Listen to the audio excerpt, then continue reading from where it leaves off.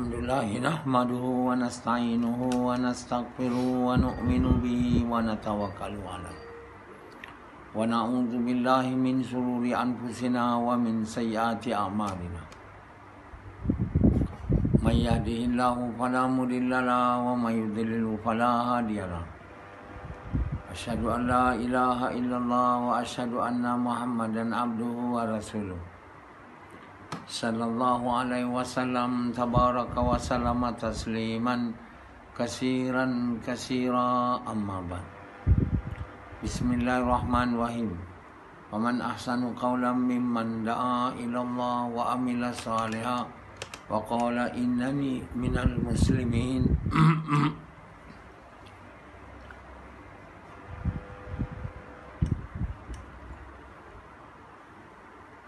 Tuan-tuan, bapa-bapa sekalian, ibu-ibu sekalian, tiada yang boleh bagi petunjuk ke jalan yang benar melainkan Allah SWT. Allah SWT lah Tuhan yang boleh memberi petunjuk ke jalan yang benar. Kepada siapa Allah akan bagi petunjuk? Kepada yang ingin, kepada yang mau.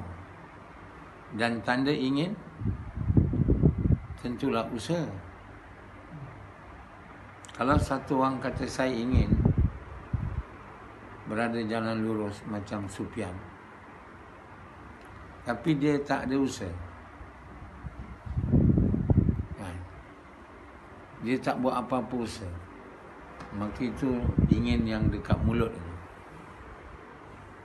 bukan ingin yang daripada hati.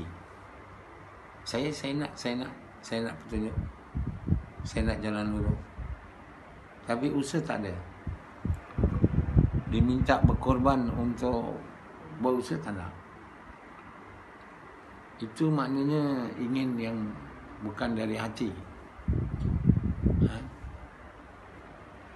dari roh dia, daripada fikiran dia, tapi daripada mulut dia.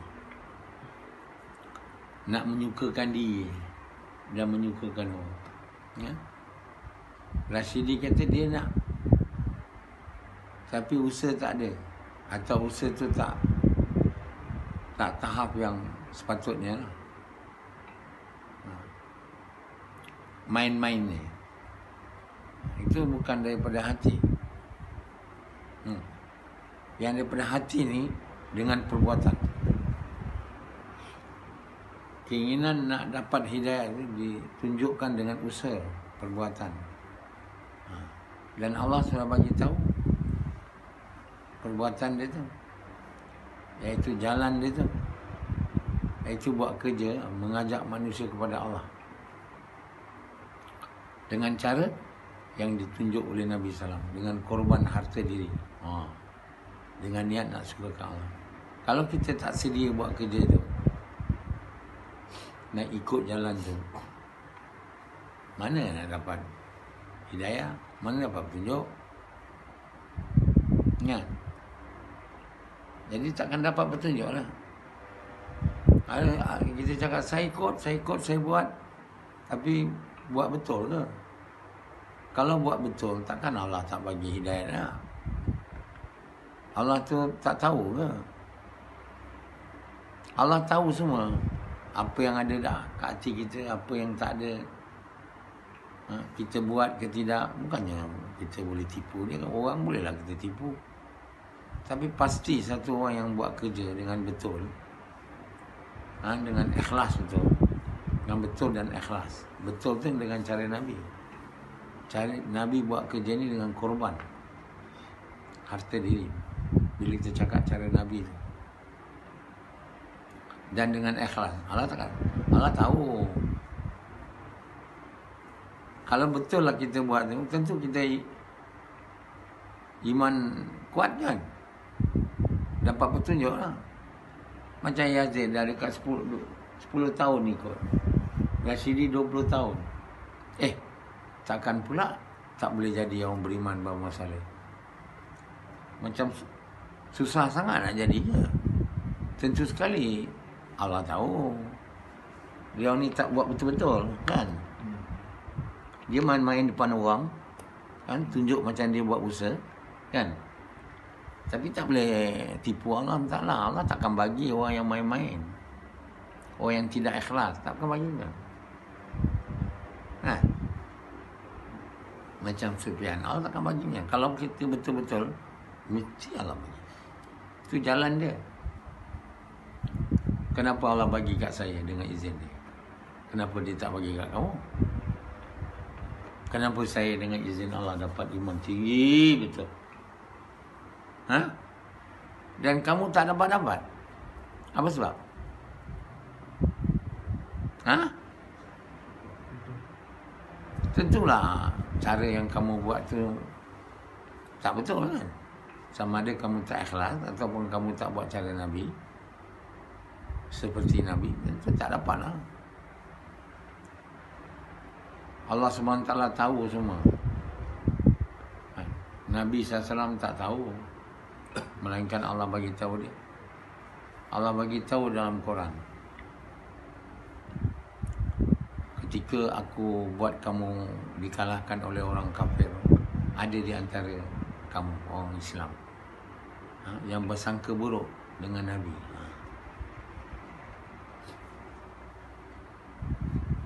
Yang bercakap ini. Adakah kami datang untuk ini, untuk dibunuh? Semua itu Allah sebut. Takkan Nabi dengar lah? Nabi tak dengar. Tak tahu. Allah bagi tahu Nabi, bagi tahu kita semua lah. Sahabat-sahabat yang bercakap tu, dia tahu, dia cakap tu, Allah bagi tahu. Bila Nabi SAW tanya isteri dia, kamu ke yang bagi tahu dekat isteri yang satu lagi tu tentang perkara ni? Isteri Nabi, mana kamu tahu? Nabi jawab, Allah bagi tahu saya. Asyik. Jadi Allah ni, kita cakap, kita tak ada orang dengar, kan? Kita cakap dengan kawan kita, Allah tahu. Kita ingat Allah tak tahu. Masa kita buat zina, kita tak ingat Allah tahu tu. Allah lihat pun tak tahu, buat aja.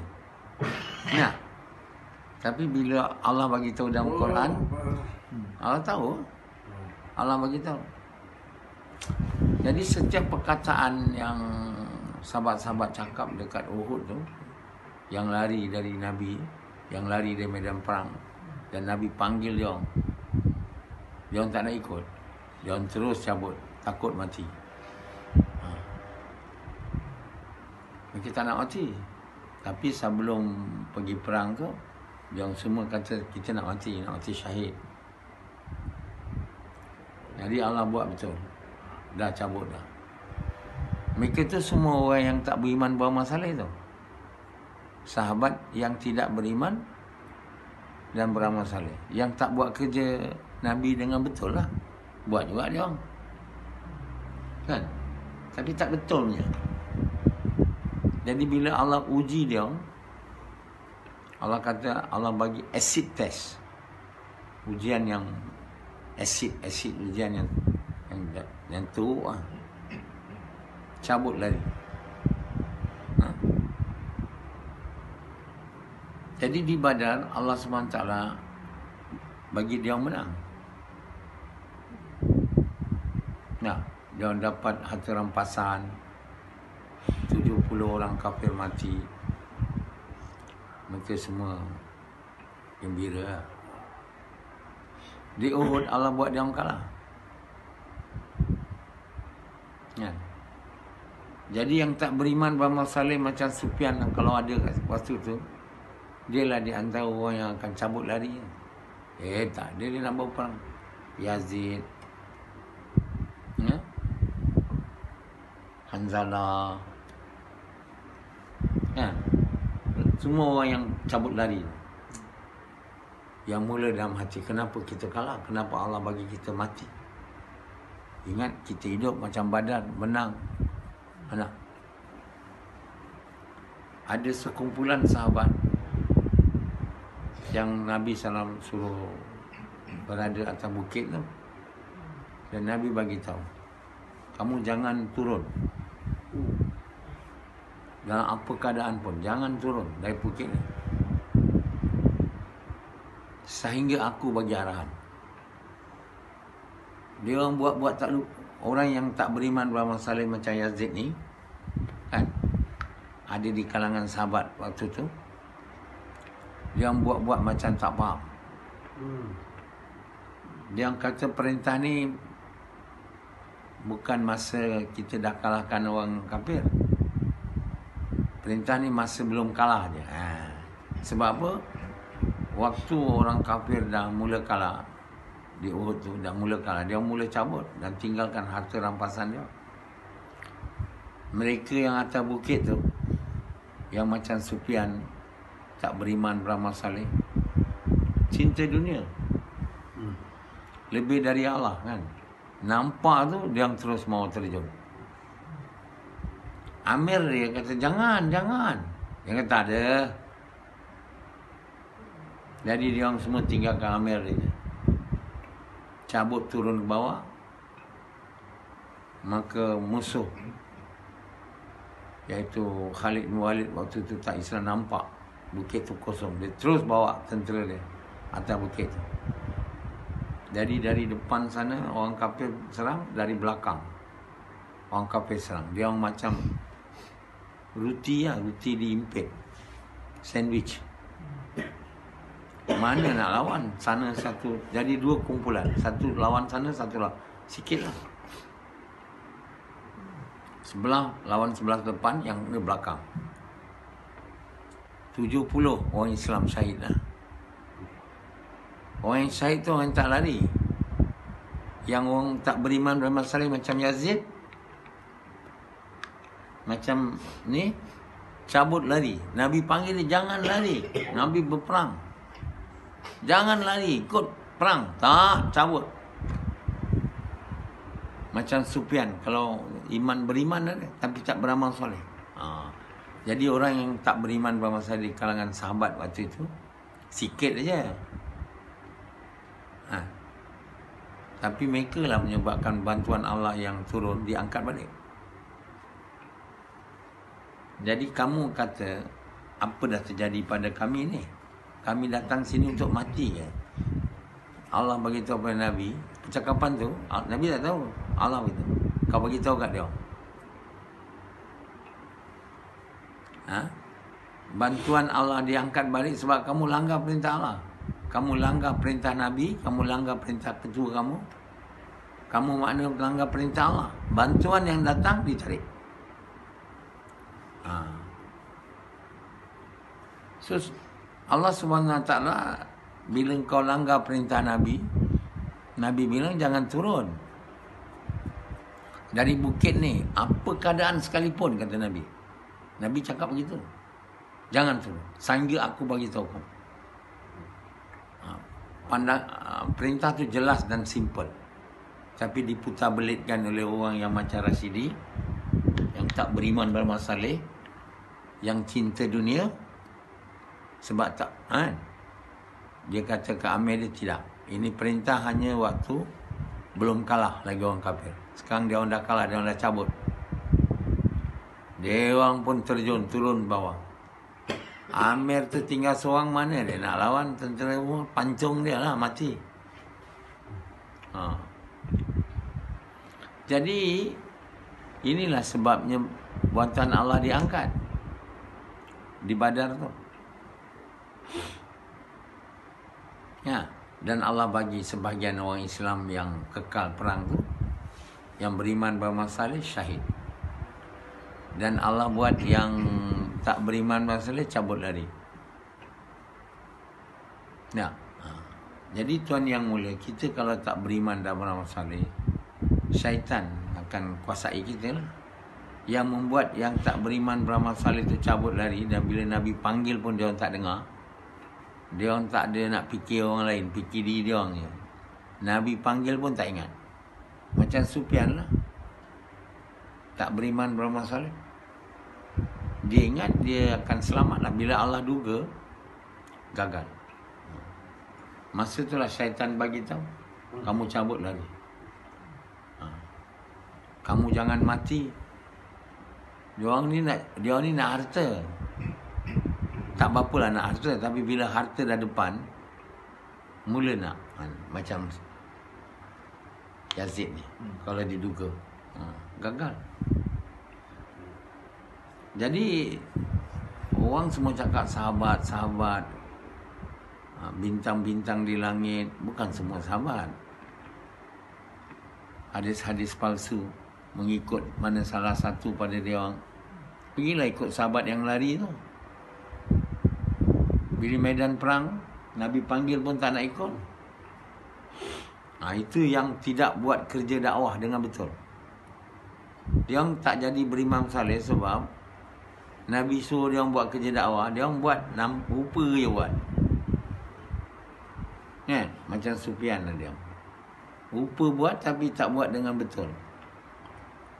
Macam Sufyan kita suruh dia buat 45 minit, bukan lama sangat. Dia datang, dia bangun lewat subuh kat rumah, dia telefon aja orang yang buat gas tu. Lepas tu dia join. Lepas tu bila orang tu balik, dia pun balik. Betul tak Sufyan? Lama kau buat macam tu kan? Masa yang panjang dia buat. Baru-baru ni je baru dia buat. Sebab tu dia tak boleh. Yazid Rashidi datang tapi tak juga jadi berimam saleh. Mana tak betul lah kerja tu. Mungkin tak ikhlas. Disuruh ikhlas, dibagi skrip, tapi agak macam burung kakak tua je cakap skrip tu. Jadi akibat daripada tak buat kerja dengan betul, islah tu tak ada. Hati tu tak disucikan. Allah SWT bagi tahu 4 perkara yang Nabi diberi, iaitu membaca Quran kepada mereka. Yang kedua, purify them, iaitu bersihkan hati dia. Hati bersih dengan kerja dakwah lah. Kan dia ajar mereka perintah-perintah Allah. Yang keempat, ajar mereka hikmah, bijaksana. Jadi mereka tak ikut, maka hati tak disucikan. Hati tak disucikan ni maknanya cinta dunia ada, mempersekutukan Allah lah maknanya. Jadi orang yang tak beriman bermasalah ni, orang cinta dunia mempersekutukan Allah. Macam Yazid cinta bini dia, itu mempersekutukan Allah. Rashidi cinta diri dia lebih pada Allah. Bila kita cinta selain Allah lebih pada Allah, kita punya hati ni namanya tidak suci. Ya. Memanglah banyak tahap suci. Yang paling suci tak ada cinta lagi dah. Apa pun tak ada, Allah je. Kalau kita cinta selain Allah lebih daripada Allah, itu hati kotor, tak suci. Sufyan cinta duit, bini, anak lebih pada Allah. Itu hati yang tak suci. Dia buat usaha iman sikit aja, tak sampai tahap Allah mahu. The minimum yang Allah mahu lah. Rashidi bertahun-tahun dah buat, puluh tahun, tak sampai-sampai lagi. Itu maknanya apa? Allah salah ke atau dia salah? Siapa salah? Tak mengaku lah dia. Kita buat usaha, tak pernah cuti. Maknanya usaha yang kamu buat tu tak mesti tak betul. Kalau betul, mesti betul. Ini tak betul lah. Jadi kita ingat, dengan buat kerja tak betul, cukup lah. Asal buat kerja. Dia tak boleh buat kerja je. Orang tabligh buat kerja juga dia. Yahudi, Nasrani tu buat kerja juga dia. Lagi dia orang nampak buat kerja dengan tak kahwin, baju hitam aja, duduk dekat gereja. Sekarang ni dia orang dapat duit dengan orang datang gereja. Sekarang zaman dah datang, orang Kristian semua dah tak nak pergi gereja dah. Dia orang tak mau jadi Kristian lagi. Sebab banyak sangat skandal di kalangan padri-padri dia orang yang tak kahwin tu. Buat macam-macam hal. Dia orang dah tak percaya lagi. Jadi gereja-gereja banyak yang ditinggalkan. Tak ada orang datang. Baik, mana nak dapat duit? Akhirnya gereja tu buruk, kosong, dijual. Setengahnya jadi bar, disco. Tapi banyak juga yang tak mau jual gereja tu dengan orang lain, dengan orang Islam. Ini banyak gereja di Europe, di England, di Italy pun diberi kepada orang Islam. Ubah suai semua jadi masjid. Kenapa? Dia tak pergi masjid lagi, dia tak pergi gereja lagi. Orang Islam paling kurang pergi masjid lah, tak adalah sembahyang dia betul. Jadi akhirnya apa? Mereka banyak korban. Tapi agama salah. Kristian kan? Agama buatan manusia. Mana nak tahan lama? Kita kalau ikut agama Islam ni pun, kalau tak betul, dia tak boleh tahan lama. Katakanlah agama Islam dah kita tukar dah. Jadi agama lain yang buatan sendiri. Bila datang hak aja hancur aja. Sekarang hak dah nak datang lah. Ya. Dia tak boleh bertahan. Segala usaha yang salah, bila hak datang, dia tak boleh bertahan, dia akan hancur. Hari ni Kristian, lama lagi Yahudi.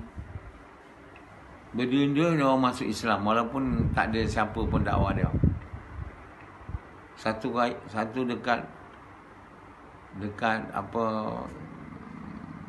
dekat Latin America, dekat Buenos Aires, Argentina. Ibu orang masuk masjid. Untuk apa? Untuk ucap syahadah. Tengok, ibu. Itu Allah yang buat. Asbabnya seorang aja yang diterima amal ni. Ini kita kata mudah-mudahan asbab hidayat. Betul, kita punya usaha boleh jadi asbab hidayat bila usaha tu diterima. Betul. Kalau buat kerja tak betul macam jemaah tabligh, tak ada asbab hidayatnya. Asbab hidayat apa? Hidayat yang tak betul. Kita bila dapat hidayat ni, dapat iman yang kuat. Tak dapat iman kuat, tak ada hidayatnya. Perasan saja hidayat. Sebab pakai serban jubah. Itu bukan hidayat. Berada jalan lurus, pakai pakaian jubah aja. Tak lama nanti bila dah lemah semangat, jubah pun melayang lah. Macam Rasidi. Mula-mula ikut tabligh kau main full sunnah pakaian dia. Bila saya dah bagi tahu dia, kau ni tak ke mana iman kau. Buang semua ni.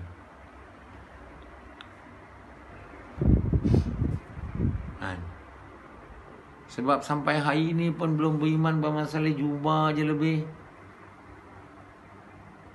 Dengan serban. Kalau saya bukan guru dia lah, saya rasa dia ni dah nampak macam wali. Sebab dia suka bergaya kan. Nampak betul. Tapi sebab saya tahu dengan izin Allah, dia siapa. Kan? Jangan bergaya lebih, Rasidi. Kamu ni tak, iman tak berapa kuat. Tak kuat pun.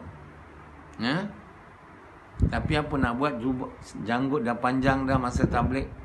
Takkan nak gunting pula. Jadi ada je lah janggut kat situ tu. Janggut apa? Janggut musang. Bengali. Sama dengan janggut Bengali, India, Sikh tu kan. Itu semua tak ada nilai punya janggut. Macam itulah orang beriman, tak beriman dan beramal saleh berjanggut. Orang yang tak beriman beramal saleh berjanggut, dia macam tak ikhlasnya. Nak tunjuk kat orang. Nak tunjuk saya orang dakwah. Itu sebenarnya janggut yang tak ada nilai.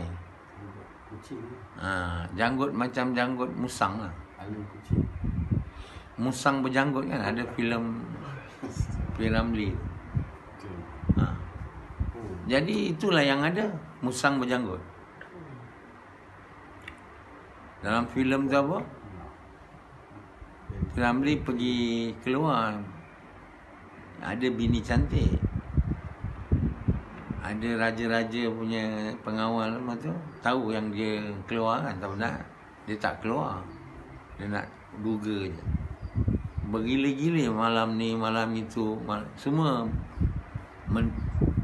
nak menggoda bini dia. Termasuk yang Tok Syekh tu lah, yang janggut tu. Menteri agama pun masuk juga untuk menduga. Bini dia tu pandai, dia tak adalah sampai habis bagi badan dia, tak adalah. Tapi dia melayan lah. Sekarang baru P.Ramlee tahu. Sebab itu P.Ramlee nak bagi tahu banyak yang berjanggut-janggut ni, yang panggil ustaz apa semua ni, tak boleh dipercaya. Dia buatlah filem tu. Jadi tuan-tuan yang mulia, orang yang tak beriman beramal saleh ni, dia punya janggut memang tak ada nilai. Sebab tak ikhlas.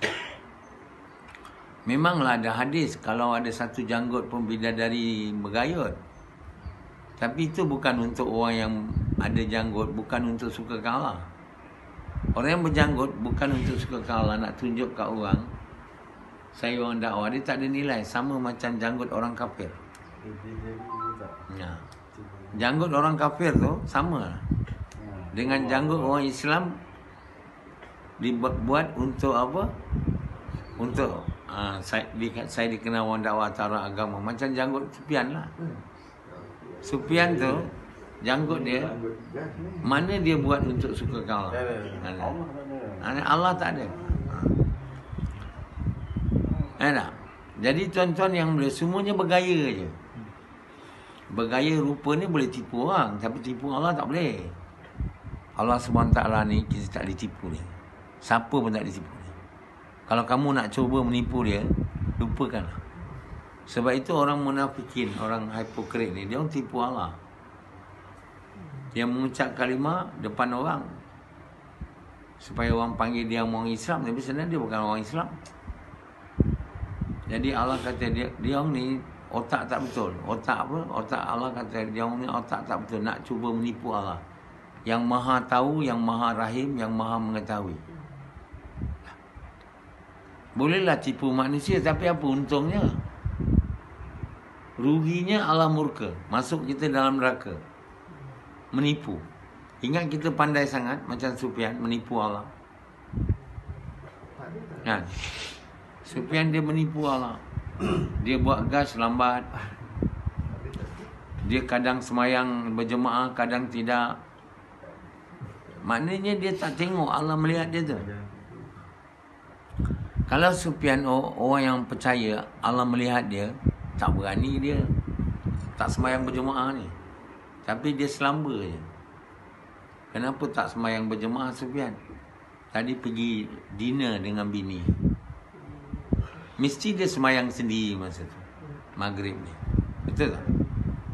Kalau saya ni, tak ada macam tu. Bukan sekarang, dulu lagi. Saya tak pernah makan dengan bini. Tak, maksudnya kalau saya makan pun tak ada, saya tak tinggalkan semayang maghrib. Saya akan berhenti ataupun saya semayang dulu. Pastikan setiap waktu saya berada di masjid waktu semayang, di mana-mana pun. Atau tak di masjid, dalam perjalanan berjemaah kalau saya ada peluang. Jadi Sufyan tak macam tu. Dia main-main aja. Dia ingat Allah tak nampak dia. Allah SWT nampak Hanzalah tak semayang subuh berjemaah dengan kita tadi. Tapi Hanzalah tak rasa Allah tak. Dia mana tahu Allah nampak tidak?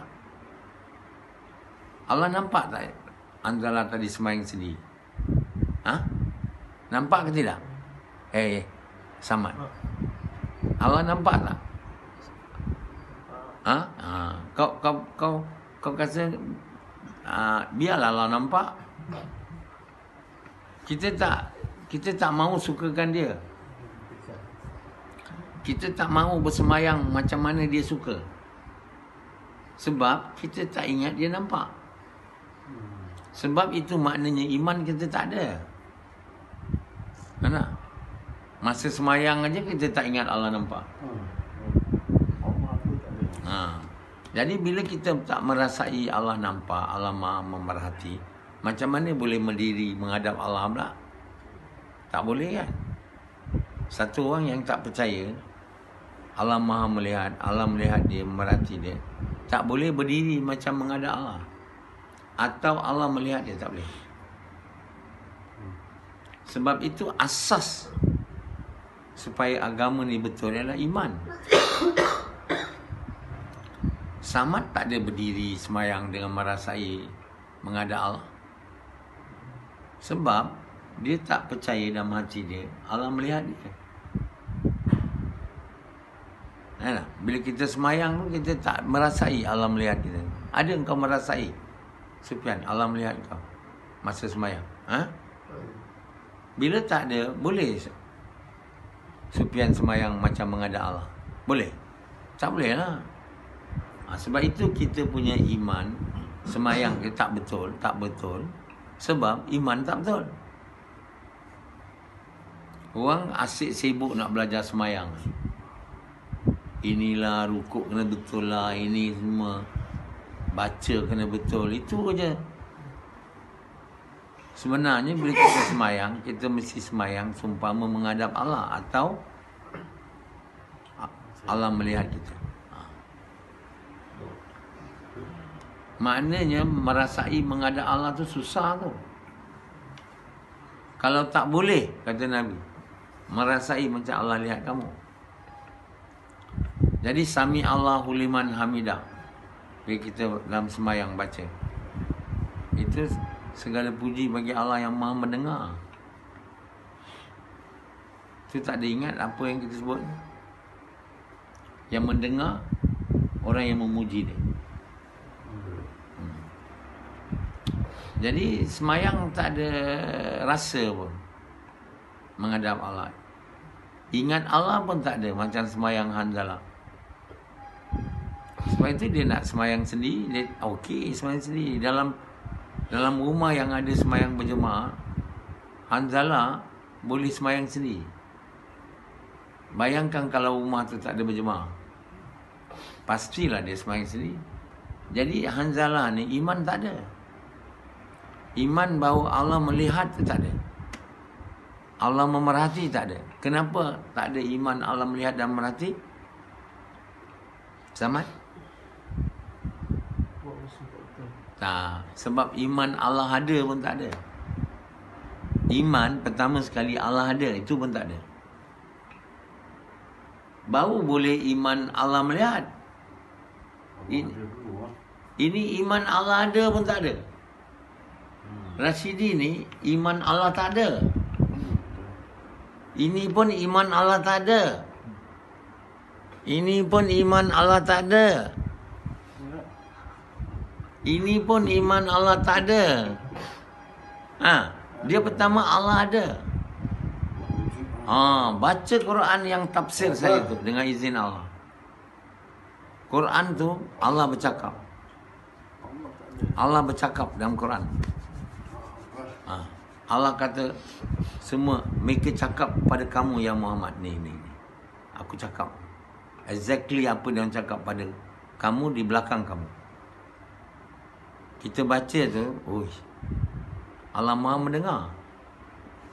Allah Maha melihat, Allah Maha tahu. Tak boleh tipu Allah. Allah kata patut ke mereka bersangka buruk dengan kamu.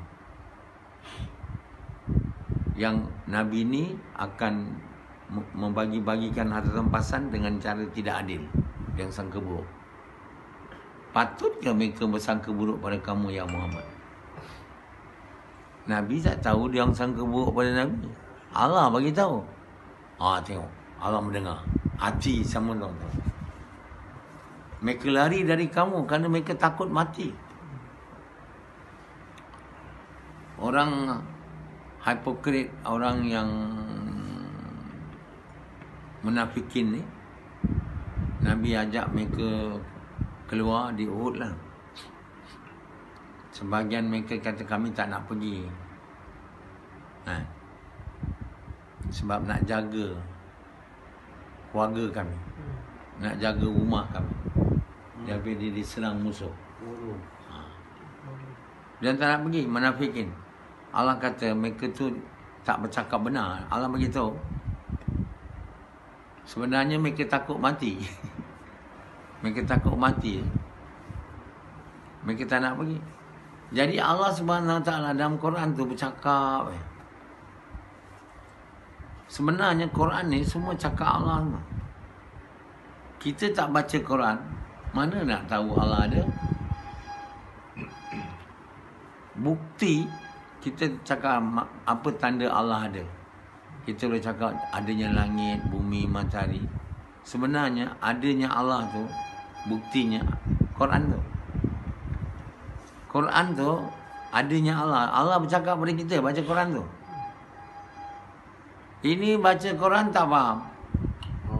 Tak fikir. Saya dah terjemah Quran ni.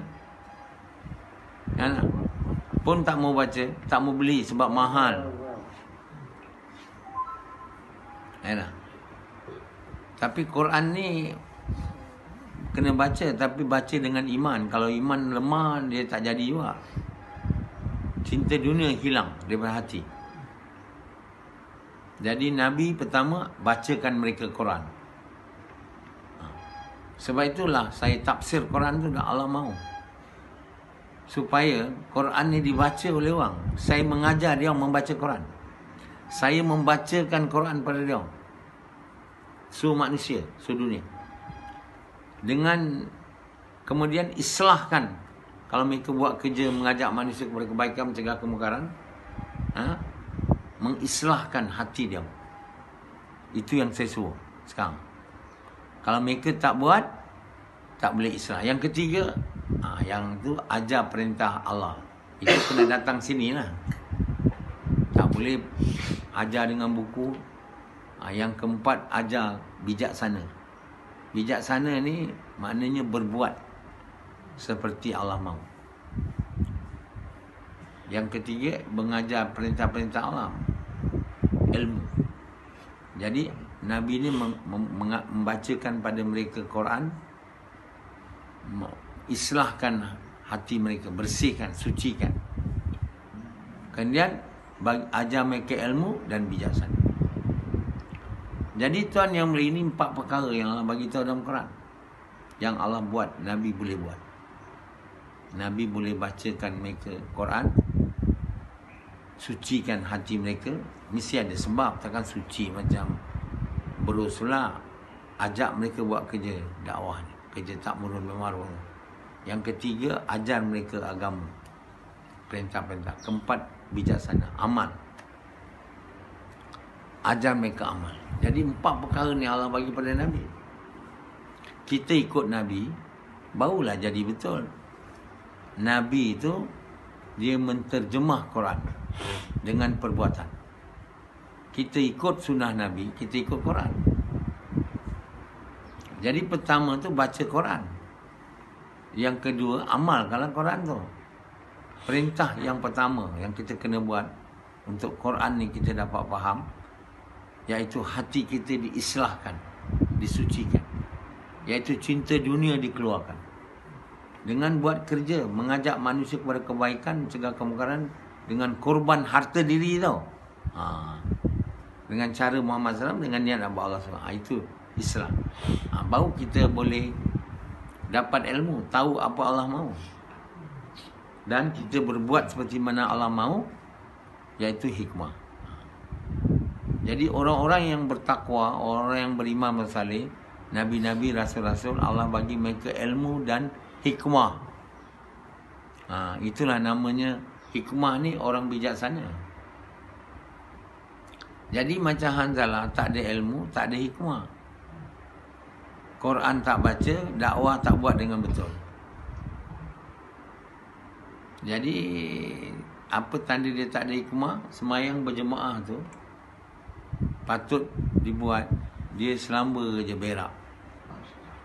Dia lama kat tandas, nak mengelakkan dia semayang jemaah. Dia tahu itu yang paling Allah suka, saja je. Semayang sendiri. Jadi berbuat perkara yang Allah paling suka. Kita tidak berbuat perkara yang paling Allah suka pada satu waktu kita buat. Nama kita tak ada hikmah. Hikmah berbuat perkara yang paling Allah suka, iaitu sunnah Nabi. Jadi tuan-tuan bapa sekalian, kita ni kalau percaya Allah tak ada, atau sikit aja, memang percaya Allah melihat, merhati pun tak ada. Bila itu tak ada, khusyuk memang tak ada. Semayang jauh. Dan bila lepas semayang dia khusyuk tak. Lepas semayang saya tanya khusyuk tak. Sampai bila? Kita hari ini takut kalau besok mati. Dalam keadaan semayang pun tak diterima. Bila masa nak dapat? Dah berapa tahun-tahun dah tak dapat-dapat lagi. Kita mesti buat keputusan untuk berani mati. Selagi saya tak dapat khusyuk, saya akan berusaha sesungguh walau saya mati dalam usaha tu. Maknanya berani mati ya. Berani mati, berani susah payah tau, untuk dapat itu. Ini tak berani mati lagi. Takut mati, nak kahwin ni.